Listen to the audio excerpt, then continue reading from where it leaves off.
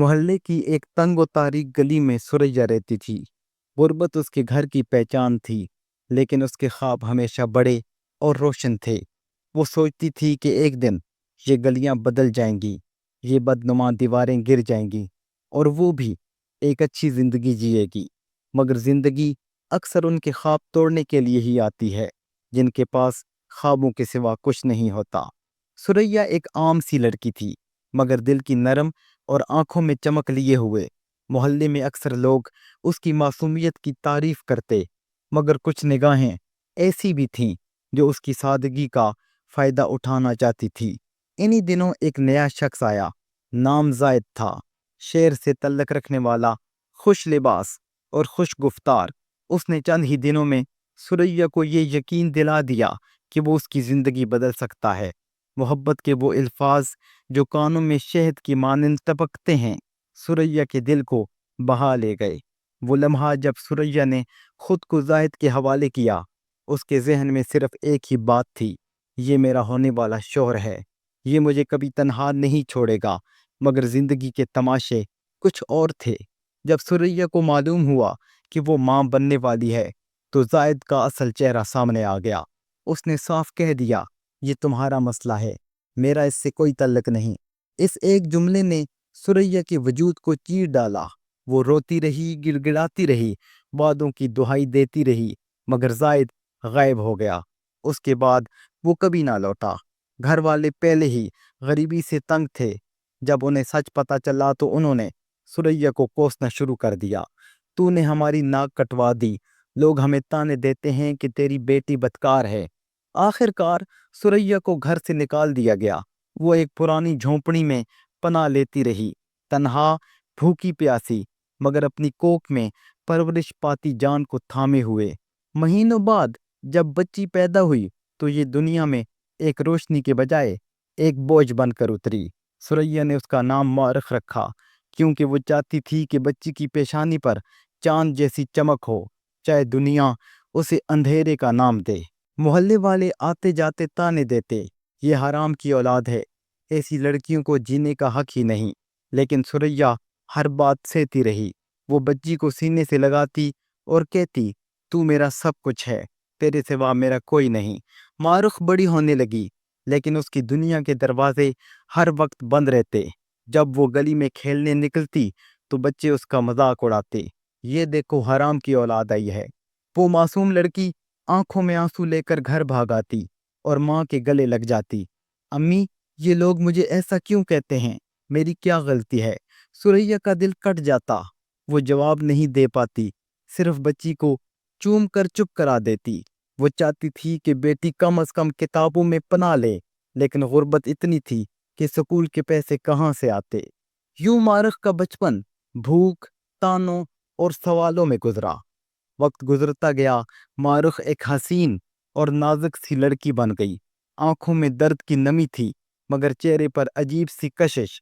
محلے کے کئی لوگ اس پر بری نظر ڈالتے، کوئی موقع دے کر بات چھیڑ دیتا، کوئی اسے غلط راہوں پر چلنے کی پیشکش کرتا، لیکن ماں کی دعاؤں اور سختیوں نے اسے بچائے رکھا۔ سریا کہتی: بیٹی، دنیا تجھے ویسے ہی الزام دیتی ہے، تو نے اگر کبھی غلطی کی تو وہ الزام حقیقت بن جائے گا۔ مارخ خاموش رہتی، مگر اندر ہی اندر جلتی رہتی۔ وہ سوچتی: کیا میرا قصور صرف یہ ہے کہ میرا کوئی باپ نہیں؟ رشتے کبھی آتے بھی تو لڑکے والے جب سن لیتے کہ لڑکی کا کوئی باپ نہیں اور وہ ناجائز ہے، فوراً انکار کر دیتے۔ ایک دن اس کی زندگی میں عدنان آیا۔ وہ محلے کا ہی رہنے والا تھا، مگر دل کا صاف اور سمجھدار۔ اس نے پہلی بار مارخ کو صرف ایک لڑکی کی طرح دیکھا، نہ کہ حرام کی اولاد کے طعنے کی صورت میں۔ عدنان اکثر اس سے بات کرنے لگتا۔ چھوٹی چھوٹی باتوں میں وہ مارخ کو یہ احساس دلاتا کہ وہ بھی کسی کی عزت اور محبت کے لائق ہے۔ مارخ کے دل میں پہلی بار امید جاگی۔ عدنان نے ایک دن کہا: مارخ، میں تمہیں اپنی زندگی کا حصہ بنانا چاہتا ہوں۔ مجھے تمہارا ماضی نہیں دیکھنا، تم میرا مستقبل ہو۔ مارخ رو پڑی۔ اسے لگا کہ اس کی دعائیں قبول ہو گئیں، لیکن خوشی زیادہ دیر قائم نہ رہی۔ جب عدنان نے یہ بات اپنے گھر والوں کو بتائی تو وہ چیخ اٹھے: حرام زادی کو ہماری بہو بنانے کی ہمت کیسے ہوئی؟ ہماری عزت خاک میں مل جائے گی۔ عدنان نے سمجھانے کی کوشش کی مگر کوئی ماننے کو تیار نہ تھا۔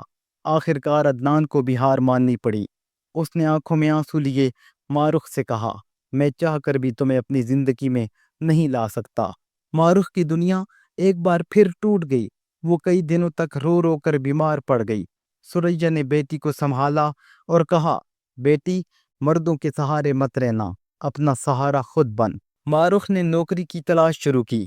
بڑی مشکل سے ایک دفتر میں چھوٹی سی جاب ملی۔ ابتدا میں سب کچھ ٹھیک تھا مگر پھر باس نے اس کا پس منظر جان لیا۔ وہ اسے بار بار تانے دیتا، تم جیسی لڑکیاں تو خوش کرنے کے لیے ہی پیدا ہوتی ہیں۔ ایک دن اس نے مارخ کو تنہا بلا کر غلط رویہ اختیار کرنے کی کوشش کی۔ مارخ نے سختی سے انکار کیا اور فوراً نوکری چھوڑ دی، لیکن وہ سمجھ گئی کہ اس دنیا میں عزت دار جینا سب سے مشکل کام ہے۔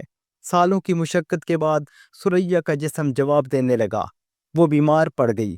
بستر پر لیٹے لیٹے وہ بیٹی سے کہتی، مارخ، میں نے ساری زندگی لوگوں کے تانے سہے ہیں مگر تیرے لیے سہتی رہی۔ تو میری عزت ہے، کبھی ہار مت ماننا۔ مارخ ماں کے قدموں میں بیٹھ کر روتی رہی، امی، آپ نے میرے لیے سب کچھ قربان کر دیا۔ میں وعدہ کرتی ہوں کہ آپ کا سر کبھی جھکنے نہیں دوں گی۔ کچھ دنوں بعد سریا کا انتقال ہو گیا۔ محلے والے جنازے میں آئے بھی تو صرف تماشائی بننے، مگر مارخ نے اپنی ماں کو پورے وقار کے ساتھ دفن کیا۔ مارخ نے دل ہی دل میں عہد کیا کہ اب وہ اپنے ماضی کو بوجھ نہیں بننے دے گی بلکہ اسے طاقت بنائے گی۔ وہ لوگوں کو بتائے گی کہ بچہ کبھی قصوروار نہیں ہوتا۔ اس نے ایک چھوٹی سی تنظیم شروع کی جہاں وہ ان بچوں کی مدد کرنے لگی جنہیں معاشرہ حرام کہہ کر دھتکار دیتا ہے۔ وہ ان کی ماں بن کر انہیں گلے لگاتی، ان کے آنسو پونچھتی اور کہتی، تم کسی کے گناہ نہیں، تم خدا کی تخلیق ہو۔ مارخ کا نام اب محلے میں عزت کے ساتھ لیا جانے لگا۔ وہ عورت جو کبھی سب کے طعنوں کا شکار تھی، آج دوسروں کے لیے سہارا بن گئی۔ گناہ ماں باپ کے اعمال کا ہوتا ہے، سزا بچے کو نہیں ملنی چاہیے۔ معاشرہ اگر سوچ بدل لے تو کسی مارخ کو ساری عمر رونے کی ضرورت نہ پڑے۔